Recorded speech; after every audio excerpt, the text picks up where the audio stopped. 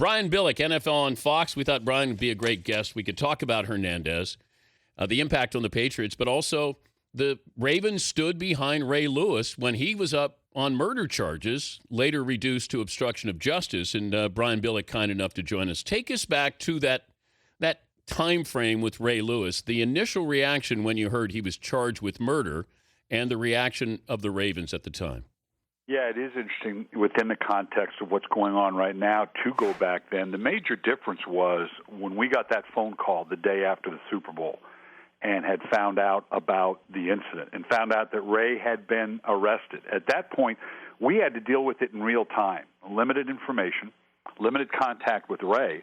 And as we sorted through it, we had to make the determination as an organization, were we going to stand by Ray and how were we going to deal with it, really with limited information.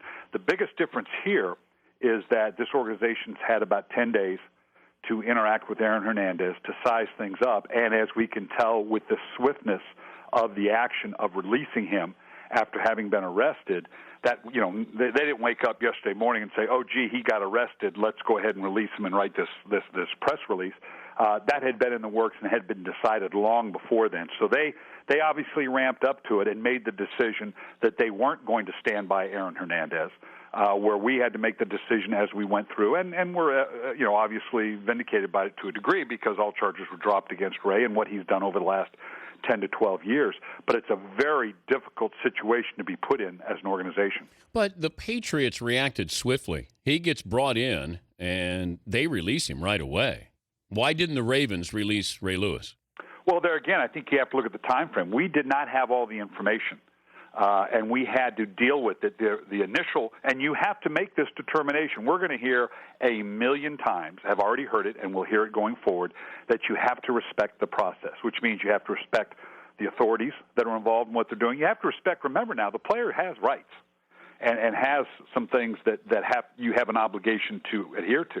The organization and the league has rights in terms of protecting its brand, protecting its shield. They've had a chance to ramp up to this. We had to make those decisions without a whole lot of information and on our faith on the individual. That's basically what I'm coming back to, is that we had a great deal of faith in Ray Lewis, and as we finally did have some interaction and as we were able to find out the sequence of events, that faith in Ray grew, and we were able to stand by him.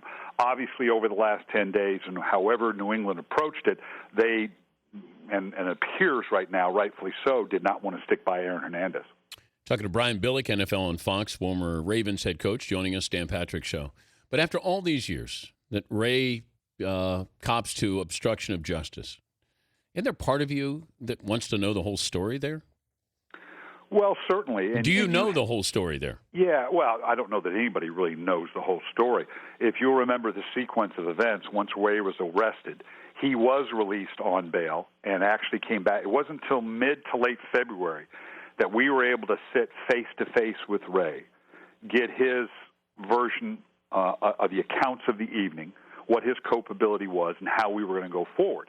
And again, we as an organization felt very comfortable and believed in Ray. And that's the difference right now. I would tell you there's something that's a side product of this that hasn't been talked about much. And it's hard to talk about, particularly in light of the charges against Aaron Hernandez. But let's appreciate right now those are charges, and we live in a society and innocent until proven guilty. But you've got to know that although I agree with what the Patriots did, and it's obviously why they did it, there's going to be any number of players that look at this now, other than in the extreme case, and say, well, but now going forward, if I find myself in a difficulty, not to this degree, but whether it's possession of weapons, whether it's a spousal abuse, whether it's a DUI, is my club going to bail on me without question? And that's a legitimate perspective from the players, and it's probably not a bad message to send. What about the reaction by the league, the difference in philosophy of what happened with Ray Lewis in 2000 to Aaron Hernandez in 2013, with what they see, protecting the shield, player conduct, and how they react to things in a swift way? Well, we're in a totally different environment in what has evolved over the last 12 or 13 years in terms of the parameters that Roger Goodell primarily has put forward in terms of having to deal with these issues. And obviously that's been a priority for Roger Goodell, both on and off the field, of drawing that line, so to speak. As, again, I go back to you have to respect the process. The league does have an obligation. They are legally culpable. It's already been talked about. Let's say, for purpose of this discussion, that Aaron Hernandez is absolved of the charges. Let's say that happens. Well, there is a process because the league and the Patriots have let him go for non-football related issues, that if it turns out that he's not guilty of these, he will have recourse to come back to the league and the Patriots and go, hey, wait a minute, this is a wrongful termination. And the league is constantly walking that fine line when they sanction a player. We've seen this before where the league has sanctioned a player when there has been no guilt proven prior to actually going to trial, whether it's a DUI or whatever, that's an issue, that's above my pay grade, that's for the lawyers to figure out, but there is a recourse for the players in that capacity.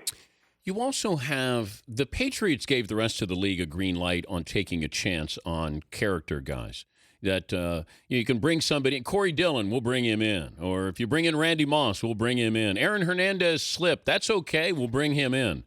Now, all of a sudden, it came back to bite him here. What does this do now as we move forward? Will there be any domino effect on taking chances on guys that it affects who you draft when you draft them?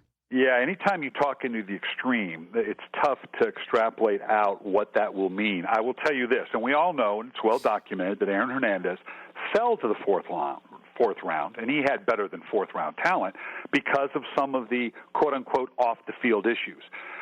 There has been and is now probably dozens and dozens of players who were as equally culpable for the things that Aaron Hernandez had done in college that have subsequently found their way into the NFL and have been good citizens.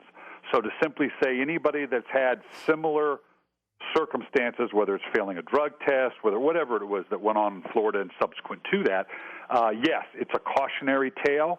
But by the same token, if you just immediately rubber stamp anybody that's had any incidents in any capacity, we take off our draft board, that's going to be a very, very small draft board. But you also have risk and reward here, Brian, because you guys knew that Randy Moss had some red flags. You were the offensive coordinator with the Vikings, I believe, at the time.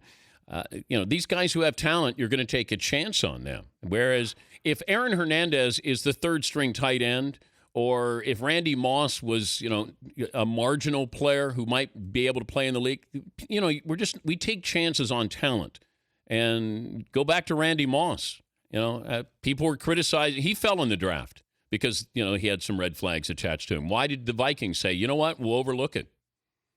Sure, it's a sliding scale. I kind of have to half laugh now when we always around draft time talk about players that are taken off people's boards. Yeah. If there's anybody that we might look at that says, okay, this guy has had some difficulties, Janoris Jenkins, Jimmy Smith from the last couple of years. Every year there's a couple guys that you'll hear someone say, well, no, team A, B, or C has taken this guy off the board. And that's true in some cases, that they'll do that because their research tells them that they don't want to deal with a player of this nature. But it's interesting. You'll talk about, a guy falling in the draft. Okay, yeah, we're going to take him off the board. He has first-round talent, but because of the off-field, we've taken him off the board. What if he's there in the fourth or fifth round? Because now the cost-benefit rate. Absolutely. Well, same character guy. You're taking the same chance. So it's kind of interesting. It does seem to be a sliding scale. Oh, it's hypocritical is what it is. Sure it is. We're not going to take a chance on a first-rounder. Wait, he's there in the third round? Yeah, we don't bring guys like that or that character into this team. Unless it's only going to cost us fifth round, then, you know what? We very much are a team that believe in the redemptive quality of giving someone a second chance. Before I let you go, the football aspect of this, the Patriots with Gronkowski, he won't start this season, and no matter what happens to Hernandez, by the time he goes to trial, the season's going to be well underway. So even if he was found innocent, he wouldn't be able to come back and play for him. So what do you do if you're Belichick? Are you reinventing your offense, or are you trying to get people you can just plug in to play tight end for you and leave it up to Brady? They were number one in the league in offense, number one in the league in scoring, number 4 in passing offense. And obviously with Tom Brady, you're going to have a good run at this. But you look at what they have lost. They have lost better than 90% of their offensive passing offense, because you're talking about with the loss of Wes Welker, Brandon Lloyd. Let's assume Robert Gronkowski doesn't start the beginning of the season. Aaron Hernandez, Woodhead. I mean, my God, you got nobody. Julian Edelman, I think he had 30-some receptions. And I'm not sure they've got Michael Jenkins is there now, Jake Ballard, Danny Amendola. Those three guys combined had about 100 receptions last year. So, yeah, this is going to, Bill Belichick, who better than Bill Belichick and Tom Brady? But if Tom Brady can come anywhere close to a level of productivity with the group that they currently have or whoever they bring in, forget 5 years after he retires. At the end of the season, just slam dunk him into the Hall of Fame. Good to visit with you, Brian. Thanks for joining us. All right, sounds good. Brian Billick, Fox Sports NFL Network analyst.